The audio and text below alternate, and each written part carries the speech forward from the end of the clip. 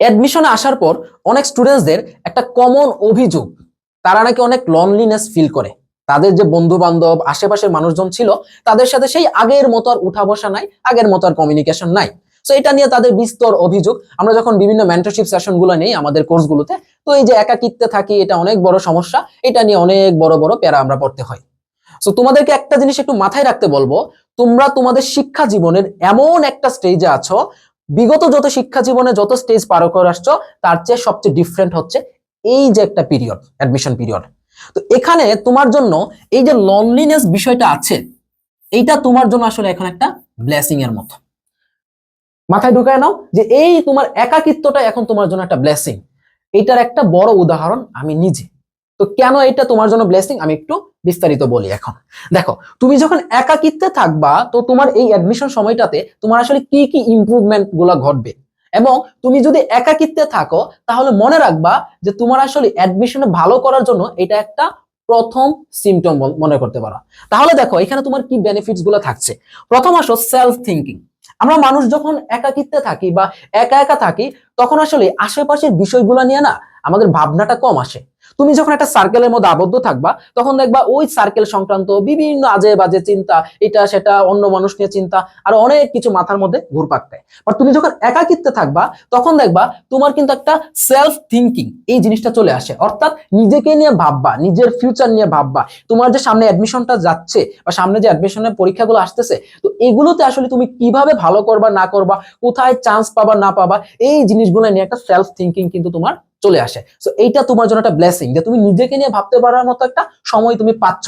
অন্যান্য সময় কিন্তু তুমি পাও না। তুমি নিজেই চিন্তা করো, তুমি আগে যখন কলেজে ছিলা, স্কুলে ছিলা, যখন বন্ধু বান্ধব নিয়ে অনেক আড্ডা দিতা, বাট এই সময়টাতে এসে যখন তোমার আসলে তাদের থেকে একটু তুমি আইসোলেটেড হয়ে গেলা, তখন তুমি চিন্তা করো যে আগের চেয়ে বেশি তুমি নিজেকে নিয়ে ভাবতে পারছো কিনা। সো এটা কিন্তু তোমার অ্যাডমিশন সিজন না, একটা মানুষের জীবনে সবচেয়ে বড় একটা বিষয় হচ্ছে কি তার সেলফ থিঙ্কিং থাকাটা, ফার্স্ট অফ অল। সেকেন্ডলি আসো সেলফ ইমপ্রুভমেন্টটা ঘটবে কিভাবে ঘটবে। তুমি যখন একাকিত্বে থাকবা, শোনো, তোমাকে একটা মানুষ, আশেপাশের মানুষ তোমার ভুলটা ধরিয়ে দিবে না বেশি, তোমার ভালোটাও বলবে না বেশি। সো তুমি যখন একাকিত্বে থাকবা তুমি নিজেই তোমার নিজেকে জাজমেন্টাল করতে পারবা বা নিজেই তোমার নিজেকে জাজমেন্ট করতে পারবা। কিভাবে? ধরো তুমি আজকে অ্যাডমিশনের প্রিপারেশন নিচ্ছ, তো তোমার পড়াশোনা কেমন হচ্ছে, ভালো হচ্ছে নাকি খারাপ হচ্ছে, তোমার পড়াশোনার জন্য আরো কি কি তোমার এলিমেন্টস গুলো লাগবে, কি করতে হবে না করতে হবে, কিভাবে পড়লে ভালো হবে, কোন কোর্সটা নিলে ভালো হবে। তো এই জিনিসগুলো যখন তুমি একা একা চিন্তা করবা বা নিজেকে যখন তুমি জাজ করবা, তখন কিন্তু তোমার সেলফ ইমপ্রুভমেন্টের একটা বড় অপরচুনিটি এখানে পাবা।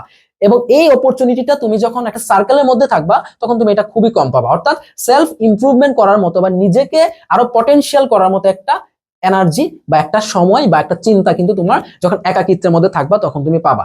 ঠিক আছে? আচ্ছা, এরপর আসো টাইম সেভিংস। এটা তো একটা কমন বিষয়।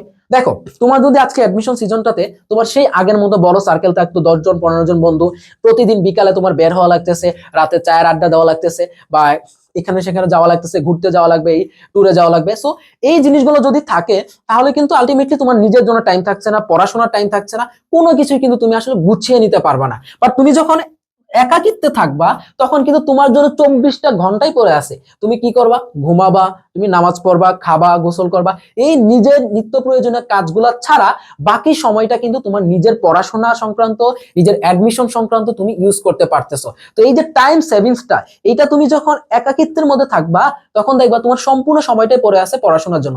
অনেকে এসে বলো যে ভাইয়া, অনেক স্টুডেন্টসরা বলে যে 24 ঘন্টার মধ্যে 12-14 ঘন্টা পড়াশোনা করতেছি, আর আমি তো এখানে 5 ঘন্টাও পড়তে পারি না। এটার একটা বড় একটা রিজন হচ্ছে ওই মানুষটা যে 14 ঘন্টা পড়াশোনা করে সে দেখবে একাকিত্বে আছে, এবং সেই একাকিত্বটাকে সে এই ব্লেসিং হিসেবে নিয়ে গেছে, এবং আলটিমেটলি সে কিন্তু তার নিজের টাইমটা সেভ করে সে এই টাইমটাকে পড়াশোনার মধ্যে কাজে লাগাচ্ছে। আর তুমি বান্দা কি করতেছো? তুমি সেই আগের মতো আড্ডা দিচ্ছ, এই জায়গায় হ্যালো হ্যালো করতেছো, ওই জায়গায় চ্যাটিং করতেছো, এটা সেটা করতেছো, করে তোমার আলটিমেটলি গিয়ে দেখতেছো সারাদিনের মধ্যে 2-3 ঘন্টা টাইমও পড়াশোনা দিতে পারছো না। একদিন 5 ঘন্টা পড়লে 2 দিন তোমার কোনো খোঁজ নাই পড়ার টেবিলে। সো এই যে টাইম সেভিংসটা, এটা যখন তুমি একাকিত্বে থাকবা তখন তুমি নিজেকে এই টাইম সেভিংসটা কিন্তু দিতে পারবা।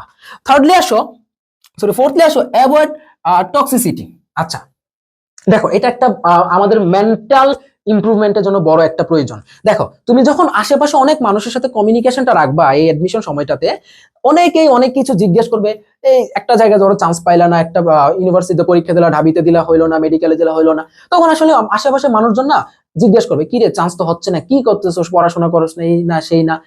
বা আশেপাশের অনেক সিনিয়ররা বলবে যে কি করতেছো বাবা, পড়াশোনা তো করো না। এই যে একটা টক্সিসিটি, এই জিনিসগুলো থেকে তুমি কিন্তু দূরে থাকতে পারবা। একটু আইসোলেটেড যখন থাকবা, সোশ্যাল মিডিয়াতে একটু আইসোলেটেড থাকবা, নিজের মেইন অ্যাকাউন্ট যেটা আছে এটা যখন ডিঅ্যাক্টিভেট করে একটা ফেক অ্যাকাউন্ট খুলে তোমার কোর্সের সহায়তা বা বলতে পারো তোমার পড়াশোনার সহায়তা ছাড়া বাকি জিনিসগুলো যখন সোশ্যাল মিডিয়াতে অ্যাভয়েড করবা বা আশেপাশের জিনিসগুলো থেকে অ্যাভয়েড করবা, তখন আসলে এই যে টক্সিক পার্সন গুলা থাকে, এবং এই অ্যাডমিশন সময়ে তুমি যত পরিমাণ টক্সিক পার্সনকে তোমার আসলে ফেস করা লাগে, বাকি জীবনে আরেকবার ফেস করা লাগবে হচ্ছে তোমার চাকরির সময়। তো এই দুইটা পিরিয়ডে মানুষ সবচেয়ে বেশি টক্সিক মানুষদেরকে ফেস করে। তো তুমি যখন একটু একাকিত্বে থাকবা বা লনলিনেস এর মধ্যে থাকবা, তখন আসলে এই টক্সিসিটি গুলাকে তুমি অ্যাভয়েড করে চলতে পারবা, এবং এইগুলো আসলে তোমার আশেপাশে ঘেঁষতে পারবে কম।